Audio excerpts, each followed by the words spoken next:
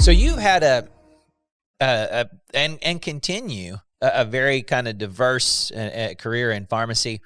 And I know when we were in Montana, one of the things you're talking about is trying to get back in touch with independent pharmacy, because you've done a lot of work in the chain space. So as you've done that, what kind of advice do you have right now for independents? Oh yeah, that's a good one because, well, like you said, I mean, when OrderInsite started, our goal was to advocate pharmacy, period. Mm-hmm. We felt strongly that they needed an advocate in the area of supply chain, and we wanted to do that. And the business initially grew through some chain customers. So we have 7,000 pharmacies sites on the system today, but there's some big chains in there. Yep. So last year I started working back, or digging back into the community pharmacy space, just to get a better our software works in that space just like it does in the chain, but the challenges are more unique. Okay. And after listening to and seeing and working with the independents for the better part of last year, I mean, the one piece of advice that I would give them is that be realistic about what's important to drive the growth you want in your business. I mean, everybody's got an opinion about how you should run your business, but it's yours. And so take a hard look at what you want out of it, and then pick your partners based on what you're driving at. And that's an easy thing to say and a very, very hard thing to do. But what struck me was something that you touched on earlier, is that all of the what I love about independent pharmacy is that they're creative and innovative. You know, they have to be to compete. But you can present all of these great options for them on how to change their business. But if they're unwilling to make the leap and step away from the back of the counter only, it's going to be very difficult for them to implement any of it. Right. And again, I don't think there's a magic bullet answer to how they do that. But I think it's got to start with, what do you really want out of your business? And what part of the healthcare continuum do you want to play in?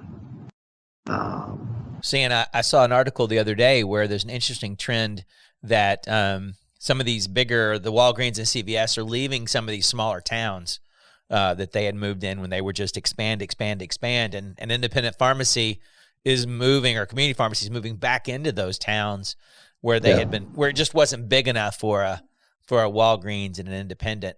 So where do you see, in the next 5 to 10 years, where do you see pharmacy moving?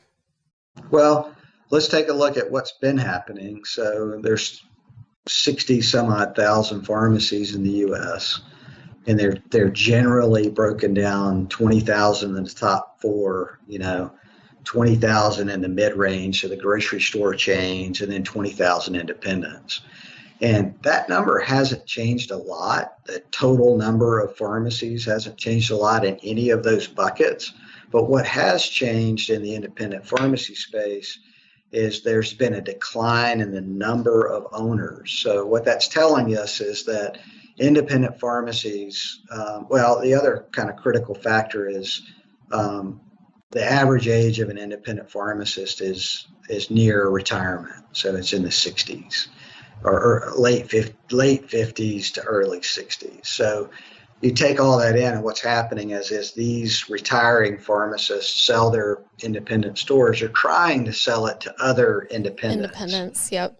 Yeah, they don't want to sell to the big guys because they fought them their entire career, and it makes sense. And what I see happening is that I think that trend continues, and you could, it just smacks of a little bit of a roll up, like it's happening in dermatology right now. It's happening in other sort of niche areas of dentistry, where these cottage, locally owned businesses are getting kind of rolled up to try to get scale more formally than through buying groups. So I can see some of that happening. But I also see the pharmacies that survive are going to take a more significant role in healthcare. They're going to lever this relationship probably from giving the vaccines to providing other services. And the government's helping a little by recognizing that pharmacies are more than just fill prescriptions. And so maybe it evolves that way. But you said the small town thing. I had dinner last night with some friends, and this particular friend of mine is an oncologist, and he and his wife are going on and on about they changed pharmacies to this new independent pharmacy, and the guy is so great. He gets to know them. He knows knows everything about them. He even offered to bring the prescription to their home on his way home from work. And people are beginning to recognize that you can get a better level of service, and that level of service can be valuable. And for you, if you have even a mildly complex health situation.